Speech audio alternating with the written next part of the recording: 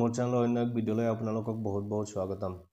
আজি এইটো ভিডিঅ'ৰ জৰিয়তে মই আপোনালোকক দেখুৱাম PM কিষাণ সন্মান নিধি যিসকলে 18 নম্বৰ কিস্তি পোৱা নাই সেইসকলে আপোনালোকৰ আধাৰ আপডেট, মোবাইল নম্বৰ আপডেট আৰু বেংক আৰু ল্যান্ড ৰেকৰ্ড কেনেকৈ আপডেট কৰিব আৰু এইকেইটা আপডেট কৰাৰ পিছত আপোনালোকৰ এইটো এতিয়ালৈকে ডেট ঘোষণা হোৱা নাই, কিন্তু গতিকে আপোনালোকে এইকেইটা বস্তু আপোনালোকে আপডেট কৰিব লাগিব। আপোনালোকে ভিডিঅ'টো প্ৰথমৰ পৰা শেষলৈ চাওক।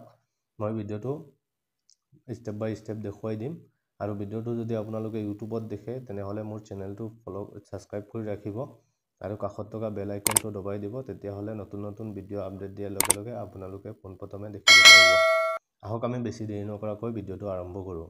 এতিয়া আপোনালোকে মোবাইলৰ ক্ৰম বা গুগল ব্ৰাউজাৰটো খুলি ল'ব। এইটো খোলাৰ পিছত আপোনালোকে ইয়াত PM কিষাণ সন্মান নিধি পৰ্টেলত ক্লিক কৰি দিব। এইটোত ক্লিক কৰাৰ লগে লগে প্ৰথম যিটো লিংক আপোনালোকে দেখা পাব PM কিষাণ সন্মান নিধি, এইটোত আপোনালোকে ক্লিক কৰিব। এইটোত ক্লিক কৰাৰ লগে লগে আপোনালোকে অকমান স্ক্ৰল কৰিব। স্ক্ৰল কৰি আহি ইয়াত তলত দেখা পাব KYC new farmer registration self status. ইয়াৰ পিছত দেখা পাব updation to self registered farmer. ইয়াৰ পিছত নো ইয়ৰ ষ্টেটাছ। এই নো ইয়ৰ ষ্টেটাছত আপোনালোকে ক্লিক কৰিব। ইয়াত ক্লিক কৰাৰ লগে লগে অকমান স্ক্ৰল কৰিব। স্ক্ৰল কৰি আহি ইয়াত তলত দেখা পাব এণ্টাৰ ৰেজিষ্ট্ৰেশ্যন নাম্বাৰ। আপোনালোকৰ ৰেজিষ্ট্ৰেশ্যন নাম্বাৰটো ইয়াত বহাব।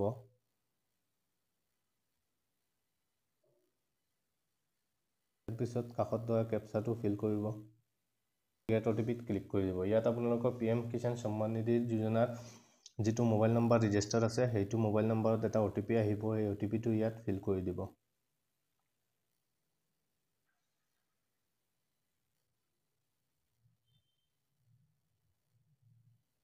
OTPটো ফিল কৰি আপোনালোকে গেট ডাটাত ক্লিক কৰিব।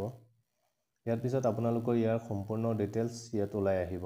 ইয়াত আপোনালোকৰ ৰেজিষ্ট্ৰেশ্যন নাম্বাৰ, ফাৰ্মাৰ নেম, আপোনালোকৰ কোনটো ডেটত এইটো ৰেজিষ্ট্ৰেশ্যন হৈছিলে গোটেইকেইটা ইয়াত ওলাই আহিব। ইয়াত আহি কেইবাটাও অপশ্যন আপোনালোকে দেখা পাব। ইয়াত এলিজিবিলিটি ষ্টেটাছ দেখা পাব, লেটেষ্ট ইনষ্টলমেণ্ট ডিটেইলছো দেখা পাব। ইয়াত আপোনালোকে আপডেট ইয়ৰ ডিটেইলছ এইটোত আপোনালোকে ক্লিক কৰিব। এইটোত ক্লিক কৰাৰ লগে লগে আপোনালোকে ইয়াত দেখা পাব OTP বেছড KYC। আপোনালোকে KYC প্ৰথমত কৰিব লাগিব আপোনালোকৰ আধাৰ নাম্বাৰ কানেক্ট কৰি। এইটো আপোনালোকে CSC চেণ্টাৰতো গৈ কৰিব পাৰে আৰু আপোনালোকৰ হাতত থকা মোবাইল ফোনেদি কৰিব পাৰে। যদি মোবাইল ফোনত একচেপ্ট নহয় তেনেহ'লে আপোনালোকে CSC চেণ্টাৰত গৈ কৰিব পাৰে। ইয়াৰ পিছত আপোনালোকে ইয়াত দেখা পাব এলিজিবিলিটি ষ্টেটাছ। প্ৰথমতে এতিয়া আপোনালোকে চেক কৰিব আপোনালোকৰ ষ্টেটাছটো কি আছে। ইয়াত লেণ্ড শেডিং আছে, এইটো ইয়েছ থাকিব লাগিব, শুদ্ধ চিন থাকিব লাগিব। KYC ষ্টেটাছ এইটো শুদ্ধ থাকিব লাগিব। আধাৰ বেংক একাউণ্ট চেণ্ডিং ষ্টেটাছ এইটো শুদ্ধ থাকিব লাগিব আৰু লাষ্ট KYC কমপ্লিশ্যন ডেট ইয়াতে আপোনালোকৰ শ্ব' কৰিব লাগিব। যদি 2022-2021ত আপোনালোকৰ KYCটো ইয়াত কমপ্লিট হয় তেনেহ'লে আপোনালোকে 18 নম্বৰ কিস্তিটো লাভ কৰিব পাৰিব। আৰু যদি এইকেইটাৰ ভিতৰত আপোনালোকৰ লেণ্ড শেডিং নথাকে, যদি এইটো ভেৰিফাই নহয়, ইয়াৰ পিছত KYC যদি ভেৰিফাই নহয়, ইয়াৰ পিছত যদি আধাৰ বেংক একাউণ্ট যদি ভেৰিফাই নহয়, আপোনালোকে গোটেইকেইটা ভেৰিফাই কৰি ল'ব। প্ৰথমত ভেৰিফাই কৰাৰ পিছত আপোনালোকে আপোনালোকৰ 18 নম্বৰ কিস্তিটো লাভ কৰিব পাৰিব। গতিকে মোৰ ইয়াত চব ভেলিড আছে, চব আপডেট আছে।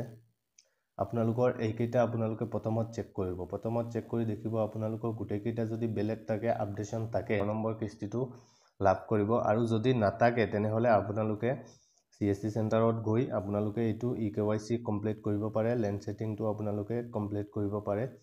আৰু এই গোটেইকেইটা কমপ্লিট কৰি যেতিয়া আপলোড হ'ব, ইয়াত গোটেইকেইটা শুদ্ধ হ'ব, আপোনালোকৰ আপডেশ্যন ক্লিয়াৰ হ'ব। ইয়াৰ পিছত আপোনালোকৰ 18 নম্বৰ কিস্তি আপোনালোকৰ বেংকত ট্ৰান্সফাৰ কৰি দিয়া হ'ব।